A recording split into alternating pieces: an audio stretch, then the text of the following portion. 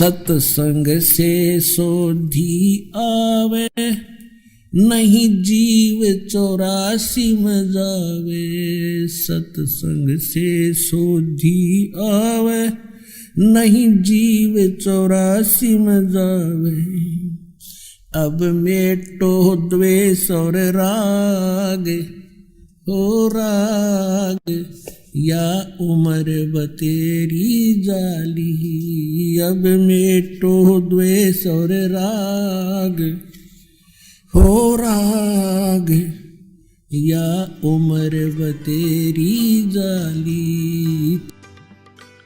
तो अब हम दास उस प्रसंग पर आता है कि जिन धर्म गुरुओं को हम यथार्थ ज्ञान युक्त मानते थे, विद्वान मानते थे, उन्होंने क्या ज्ञान बताया और हमारे सदग्रंथ क्या बताते हैं, ये निर्णय दास कर रहा है। और इसके बीच में कोई अपने तरफ से कुछ मिलावट नहीं।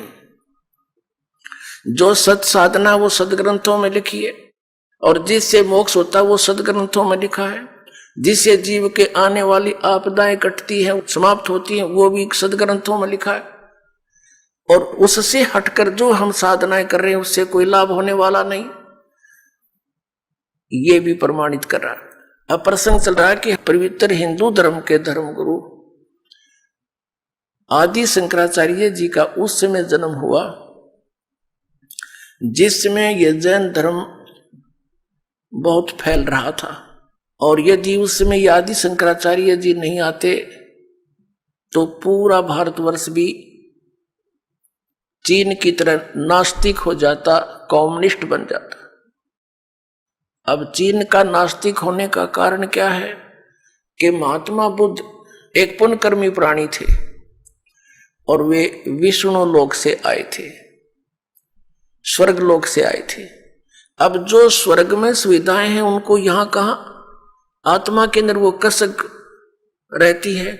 घर त्याग दिया, राज त्याग दिया और जाकर के बिहार में सटेट के गया नामक शहर के बाहर वट वृक्ष के नीचे उसने मनमुखी साधना शुरू की।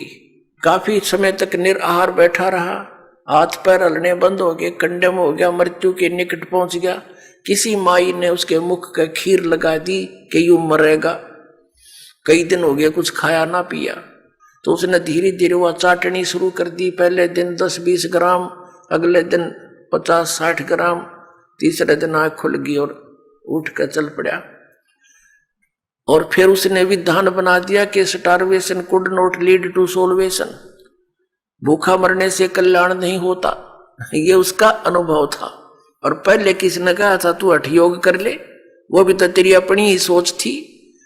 तो इस प्रकार उसने क्योंकि पिछले पुनक्रम संस्कारी प्राणी ही परमात्मा की तरफ में घर भी त्याग देता है, और जो भी उसको कोई मार्गदर्शन कर देता वो साधना भी अवश्यमेव करता है। तो पिछले जन्म के पुण्यकर्मी प्राणी थे ये महात्मा बुद्ध जी, लेकिन भविष्य का चार्जर ठीक बना नहीं, पिछली बैटरी तो डाउन होएगी एक दिन।